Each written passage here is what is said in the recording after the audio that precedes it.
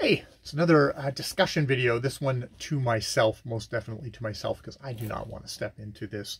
There's been a couple of videos on YouTube, and I think this is a good illustration of what I'm trying to avoid in discussion videos, which is probably why I'm just doing this discussion video to myself, because it falls into all the same traps. But someone, I think it was, someone did... I learned about this, of course, through Steve Donahue, who's drawn to this stuff. And indeed, he's drawn to this stuff, and he often either burns himself on this stuff, or I find just indulges in some of the his least attractive qualities, or at least what I find least attractive. And I'm sure other people find really entertaining and fun, which is, it's a whole kind of thing about book talk. And a GQ writer saying, you know, book talk isn't, the people who are doing book talk videos, they're more concerned with aesthetics. They're not real readers. They're not actually reading the books. It's something that we've heard on all of these channels, on all of social media. It's one of these things, especially when, I have to say, when it seems like young, attractive people, usually women, are talking about books that, you know, appeal to them, YA books or fantasy books or romance books, that they end up getting the criticism of, oh, you're only doing this for views, you don't actually care about reading, you don't care about the books, you could be selling anything, you've sold out. And indeed, when Steve kind of goes through this, and he so yeah, someone wrote an article on that, and a lot of book talkers and booktubers who are probably also book talkers, big figures, respond to this and kind of defend themselves against these charges. Steve weighs in saying, no, it's actually true. These people, they're con artists. They're just fleecing you for money, for views and stuff like that.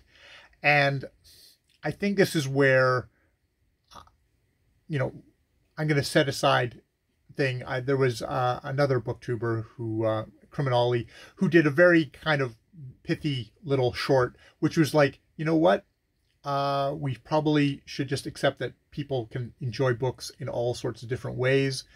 We should maybe take it as, take it as sincere that they've actually read the books that they've read. And that why is it any of our business how other people are enjoying books? I mean, what's made it people's business is that people are upset that they're very popular and they're shaping publishing. But, you know, it's one of those things of people wouldn't care about this, except that there's a lot of people watching it. They're very successful. There's a lot of people watching this stuff. And it seems to be really it is a trend. It is a kind of a tracking thing of, wow, this has had an effect on sales of books, which is, you know, interested the publishing industry mightily, and it's done it far more effectively than boring old BookTube or YouTube has done it, because we make long ass videos and drone on and on like I am doing right now. So but in his arguments against kind of this kind of content, Steve kind of goes back to his hobby horse, which is any kind of commercialization. He cites an example of someone responding to these issues, and you know what? There's ads throughout their video, because they're trying to make a living out of this, and they've made it they've commercialized it, which it's always seems odd that someone like Steve is not a socialist. But he definitely has very strong views that this should not be a commercialized space, when it is a commercialized space. And I mean, it's odd because Steve is a book reviewer who writes book reviews for money. And yes, he's not receiving money from publishing companies. It's all at arm's length. He is giving you a viewpoint that he doesn't feel like he owes anything to the authors or publishers. This is completely for the readers, but he is getting paid for it. So there are ads, running beside his reviews of books that are paying his salary that way. And yes, he likes doing, he loves doing stuff on BookTube, but he really he basically dismisses that anybody who runs ads on their thing isn't basically now in an exploitative relationship with an audience versus what he feels is his more pure stance of not making money off of making these, of doing doing all his YouTube content. And the things that are, it's sort of his opinion. I feel like it's his opinion. He did in the back in the day, apparently he did opinion columns, and he's got kind of the worst kind of instincts of the opinion columnist, which is, I think the one that always gets me is whenever he's talking about young actors, they're all tobacco addicts. I mean, I think he calls someone coke addled in this, and uses the word spastic, which is also just not a really great use of words there, Steve. That in itself is just really crappy. But he uses in other contexts, he's talked about when he's reviewed books not doing an ad hominem attack, like attacking the messenger. But I feel like in a lot of his discussion of this, it's nothing but ad hominem attacks. It's nothing but ascribing the worst motivations to people personally. I really feel that there could be a valid argument to say, this is a certain kind of a system, and people who are working in this system are shaped a certain way by, like, how are you going to make, how if you're going to devote all this time to it, you probably want to get some return time. Not all of us are going to be hobbyists like me or Steve. That's the only way that me and Steve are alike, is that we're both hobbyists. He's actually good at it and has actual conversations with actual people. All hail Steve.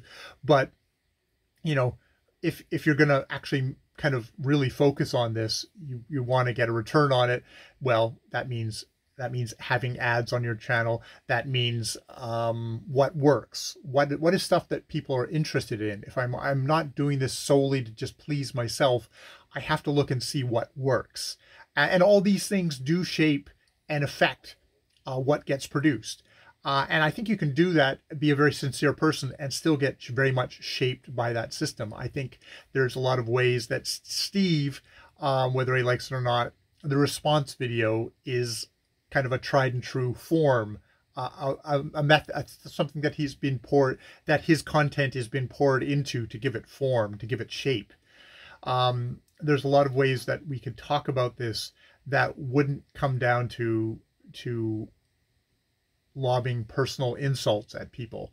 And I mean, Steve gets kind of upset when people do that to him, and he doesn't seem to understand it when people get upset when he does it to them, because he seems to very much go with, like, oh well, it's a stick. I'm doing it to be entertaining.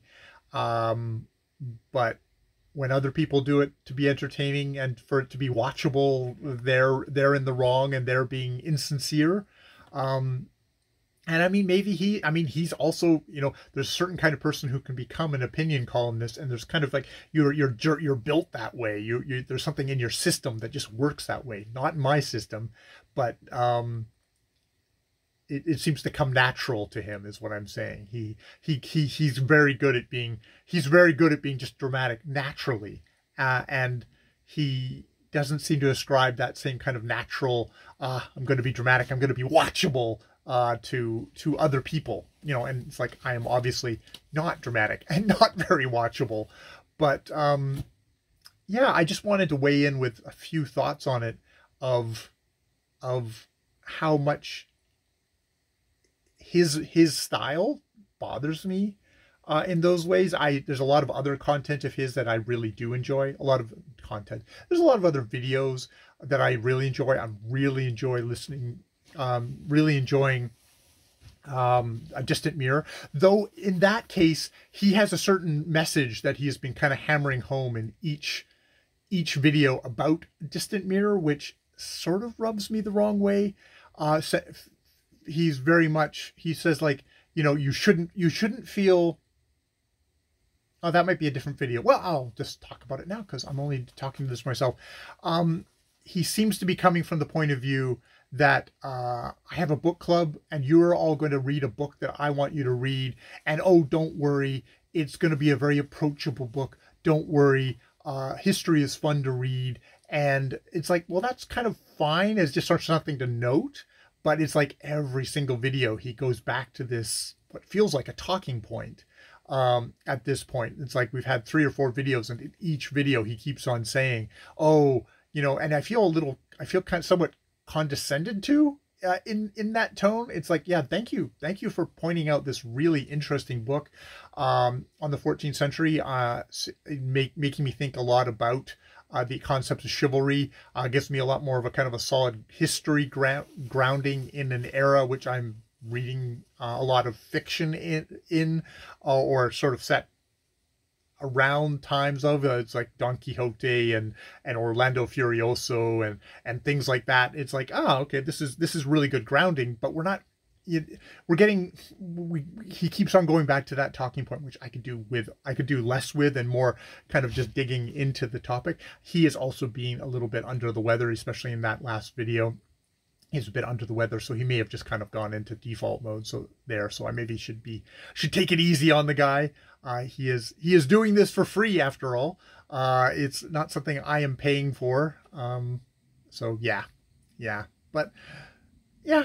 It's one of those things I've gone through the various stages of really loving Steve just kind of unconditionally, and then like, oh, okay, there's no stuff that's not so great, and then it's like, oh, you kind of go off him for a while, and then you kind of come back and it's like, okay, well, there's certain things I should watch of his, and sometimes I'm wondering if maybe a lot of his opinion piece videos, his response videos, which they're less entertaining to me now.